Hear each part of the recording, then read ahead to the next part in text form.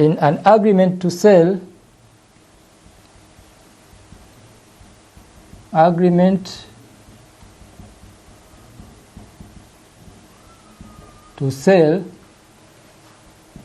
ownership is transferred at a future date. Transferred at a future date. Another element is that buyer and seller must be different persons. Buyer and seller must be different persons. What it means exactly is that the seller cannot sell goods and at the same time be a buyer to himself. So in other words, we can say a seller must sell goods to someone else other than himself or herself. So these are the elements of contract of sales. Now after this explanation, let's move on to another thing. The other heading is about the subject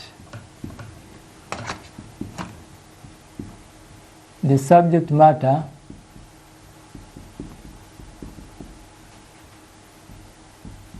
of the contract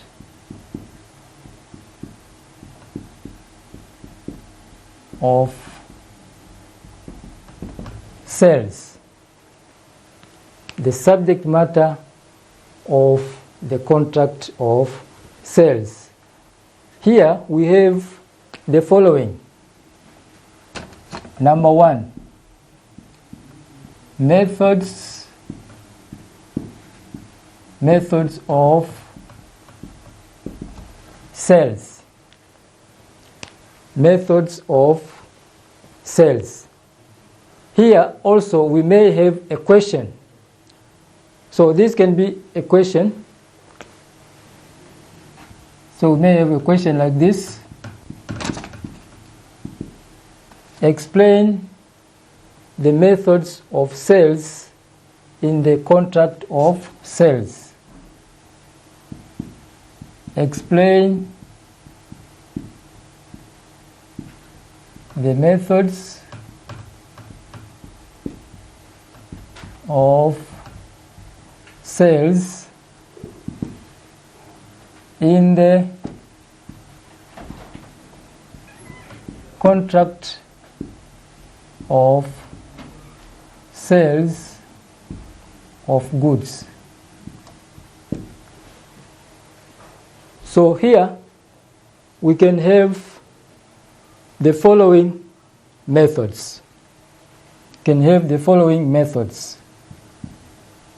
first one is called sale by inspection. Sale by inspection. Here it means the goods will be sent to the buyer and the buyer will have an opportunity to actually see the goods or to inspect the goods and to see that they are in a good condition. So it is called sale by inspection. So the buyer will actually see the goods. So the buyer will actually see the goods. Then another method is called sell by description. Sell by description. This will happen if the two sides are at distant place. So here we can take an example or the case of foreign trade, where one or the seller is in another country and the buyer is also from another country. So in this way, some of the methods may be difficult to implement. So what they will do here is just the seller will send the goods to the buyer, but the goods will be such a way that they will have some descriptions which will help the buyer to go about with the goods. And they will contain various information which will simplify the understanding or will help to give knowledge to the buyer. And in the description, it will contain, or the description can be in the form of pictures or in the form of words. So here, if the two are at distant place, so the description can be in the form of words or pictures. Can be in the form of words or pictures. Another method is called sell by sample. Sell by sample. In this case, the sample will be sent to the buyer, and the buyer will be required to satisfy himself and to be convinced that he or she is comfortable with the goods. And after he or she is satisfied, that is when he will agree the offer and he will proceed to make an order. And the goods which will come must match with the sample which was shown before. And another method is called sell on approval or return. Sell on approval or return basis. Here there are two options. One is that when the buyer, or we can say the buyer must approve, and the only way the buyer will approve is that when the goods are sent to him, if he keeps them with him or her, then it is the sign to the seller that the buyer has agreed or has approved.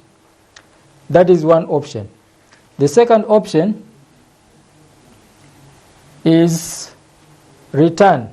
So if it happens that the goods were sent to the buyer and they have got certain defects, then the buyer in this case will have to return the goods.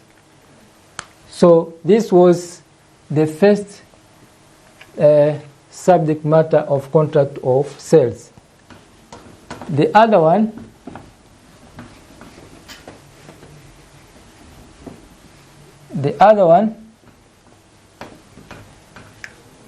is called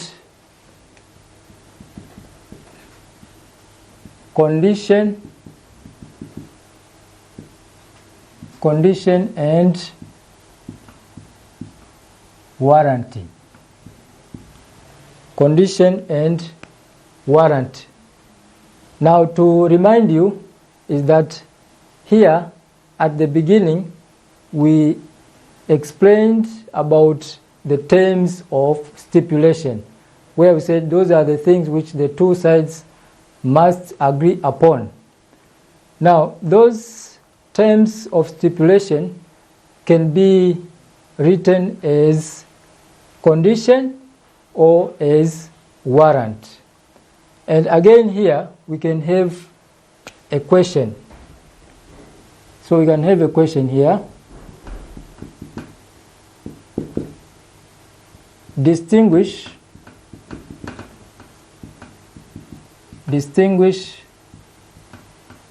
between a condition and a warranty in the contract of sales. So here we have the following are the differences. So a condition, and on this side a warrant. So where I said a condition is a stipulation which is essential in the contract. That means something which is very important. But a warrant in a contract of sales, it refers to a stipulation which is a collateral, or we can say it is a subsidiary to the main stipulation. So here we can say a condition is a stipulation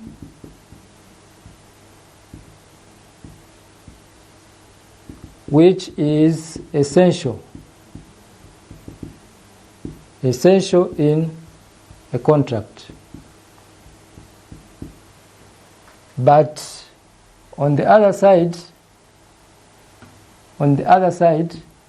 a warrant is a stipulation which is collateral in a contract. Collateral in a contract. And another thing is that a condition goes to the root of a contract. So it goes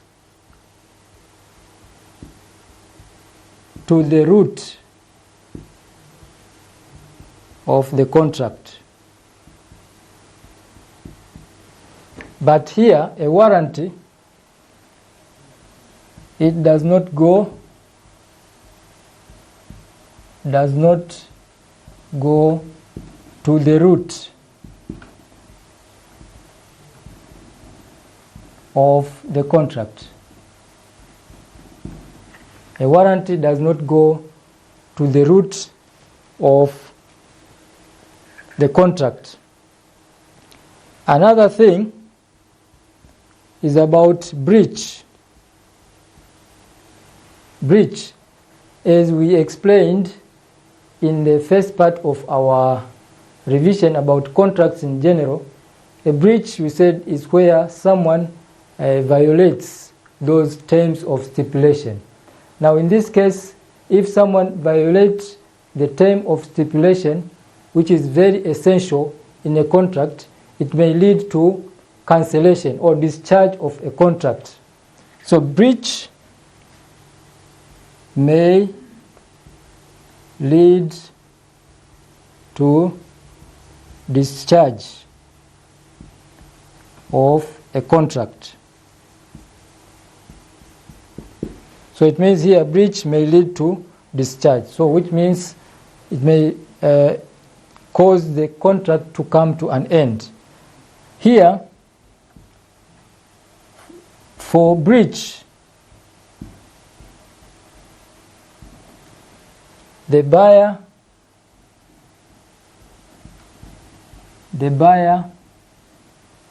will seek for remedy. The buyer will seek for remedy. So which means here the buyer will not terminate the contract, but will look some ways in order to recover in the contract. So these are the differences between a condition and a warrant. Remember, we are going through the subject matter of the contract of sales. Another thing about the subject matter of contract of sales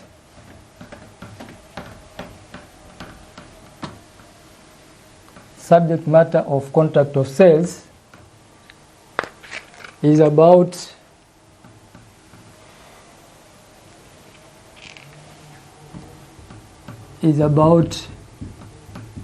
the rights of the seller. The rights of the seller in the contract of sales. Now, in the contract of sales, the seller has the following rights. Number one, to require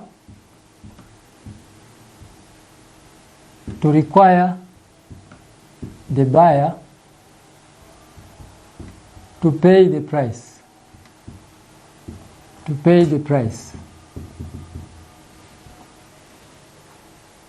buyer to pay the price. Then another right, to require the buyer to take delivery of the goods. So these are, here we have the two main things, price and delivery. But sometimes the seller also may be required to deliver the goods in case the buyer applied for it. So the other one can be to deliver the goods. So this is the third thing about the subject matter of contract of sales. The fourth is about the rights of unpaid seller. The rights of unpaid seller. Now the question can be, who is unpaid seller? Who is unpaid seller? Unpaid seller is a seller who has not received payment from the buyer. Now the rights, we can divide them into two parts. The first part will be about rights against the goods. So if the seller is not paid, what will be his rights against the goods? So here, one is right of lien. The right of lien. By lien, we mean that the seller, if the goods are under his possession, he will not release the goods until he is paid. So this is what it means by right of lien. The seller will not release the goods until he is paid. Another thing is right to stoppage in transit. Right to stoppage in transit. In this case, if the goods are already being transported or they are on the way to the buyer and the seller discovers that the buyer is bankrupt, he may order that the goods should be returned to the seller. Then another right is right to resell. So in this situation, the seller can have the right to resell the goods to other buyer. But here it can be when he discovers that the goods are perishable and the current buyer is not able to pay. But here the condition will be that he must notify the buyer that he is going to resell to someone else. So this is the first part about rights of unpaid seller. Now the second part is about rights against the buyer personally. Rights against the buyer personally. Now here he will have the following rights. Number one, sue for the price. Sue for the price.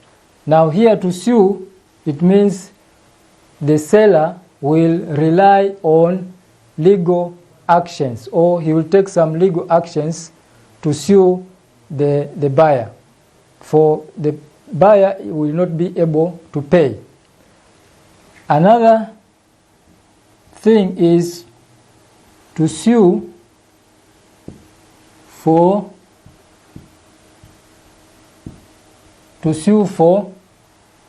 damages.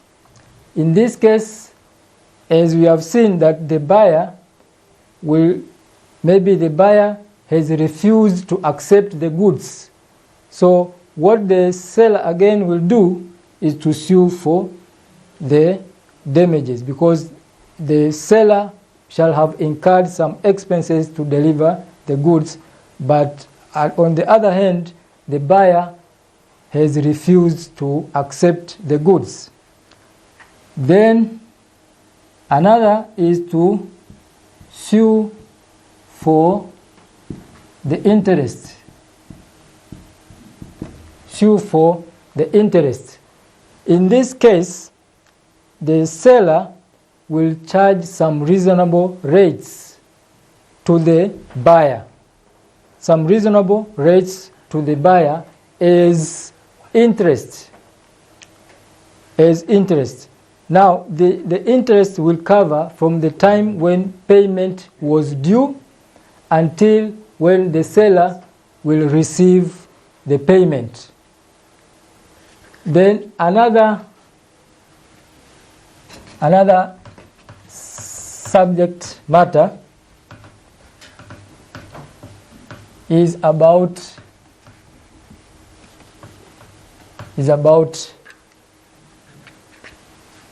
so number 5,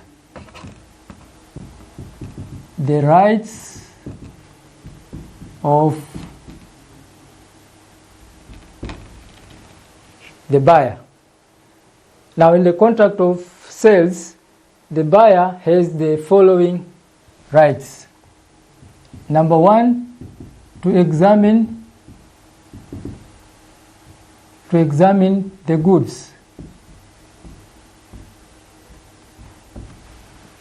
Here it means the buyer has got the right to inspect the goods if they are in a good condition.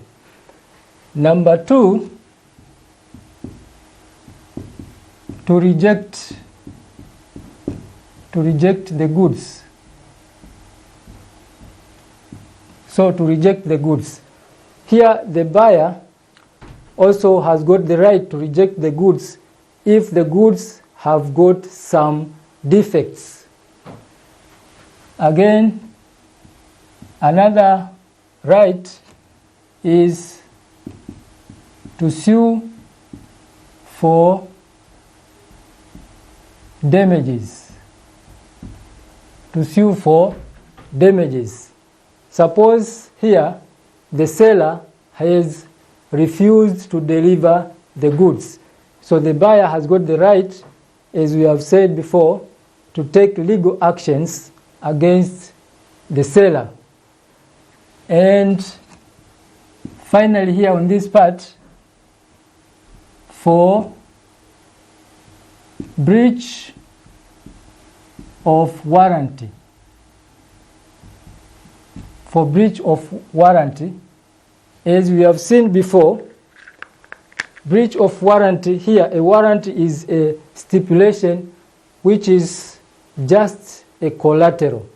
It is a subsidiary where we said if it is in that way, the buyer will not terminate the contract, but he will just sue for the damage, or he will just look for the remedy.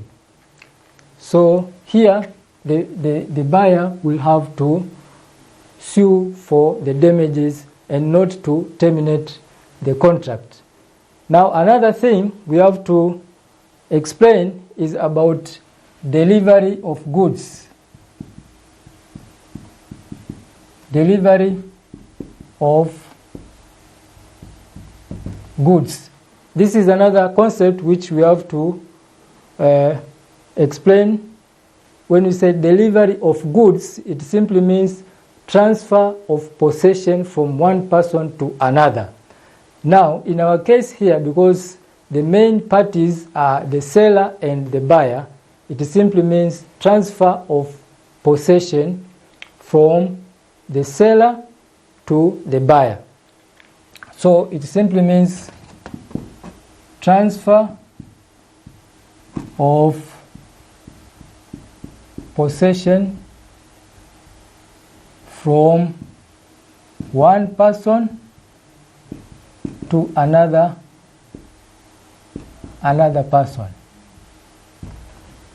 And let's see what are the rules regarding delivery of goods. Rules regarding delivery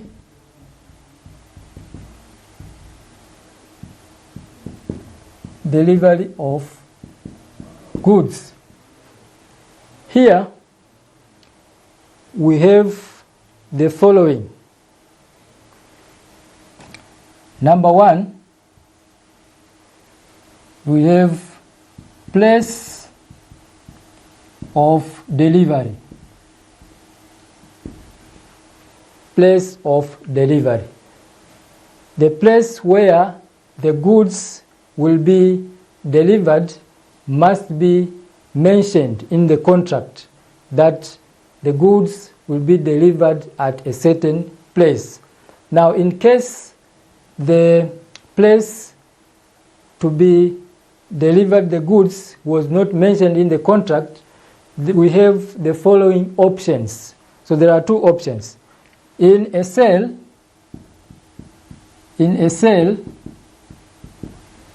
we say that here, in case the place was not mentioned, if the contract was about the sale, remember, in the sale is where the goods are delivered immediately. Here, delivery will be made at the place where goods are to be sold. But in an agreement to sell, agreement to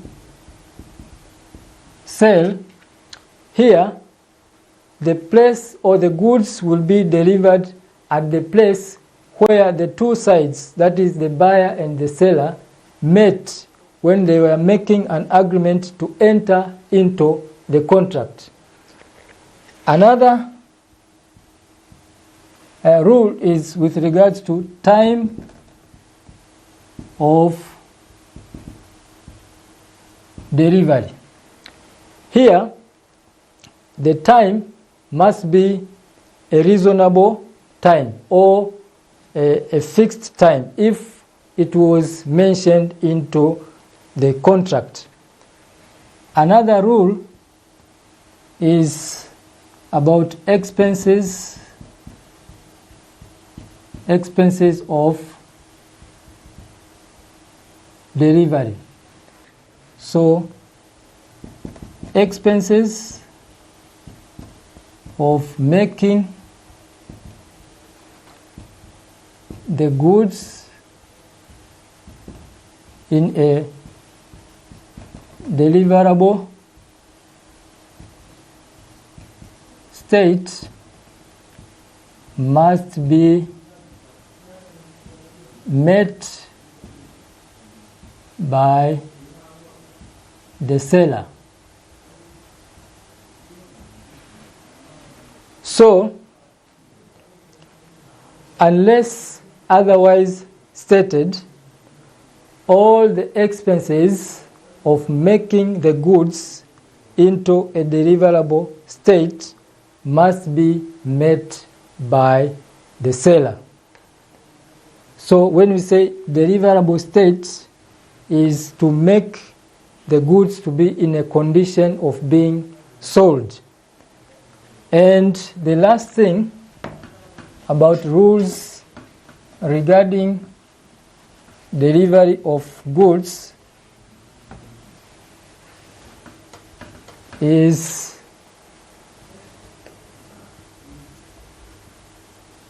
when goods are under the possession of the third party.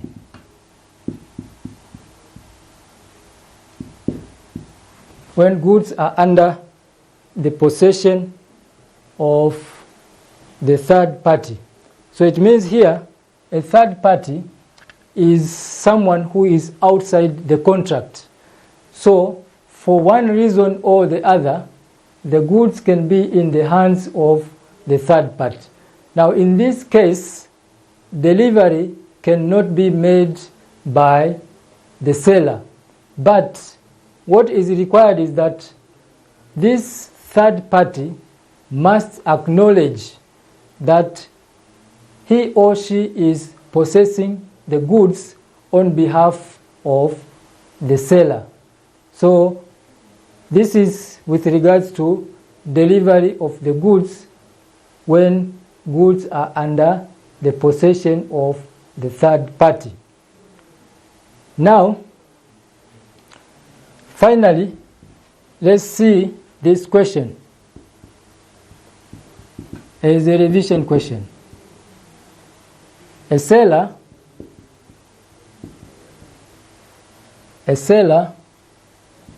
entered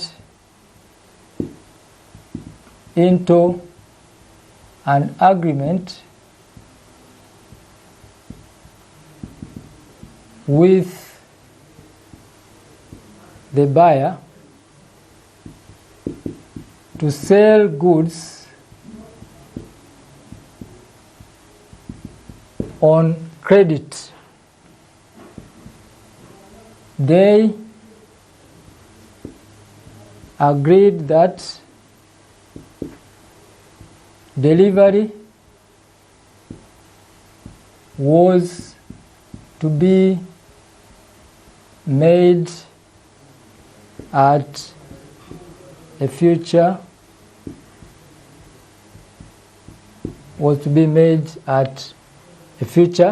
date. When the seller was in the process of delivering the goods,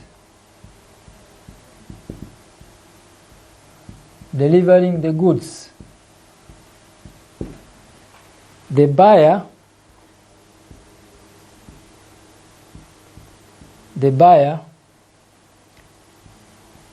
notified him that he was not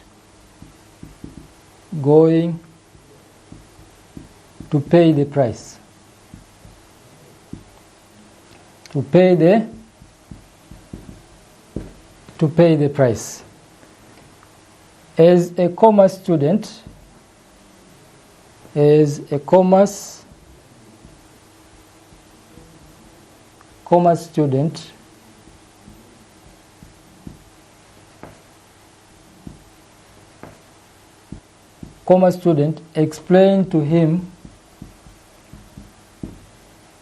explain the rights of the seller in this case.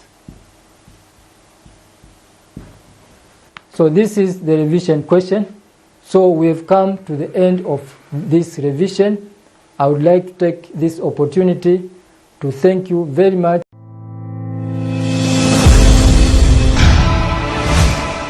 Kipindi cha Darasa Online kimeletwa kwenu na Chuo Kikuu cha Sauti Mbeya.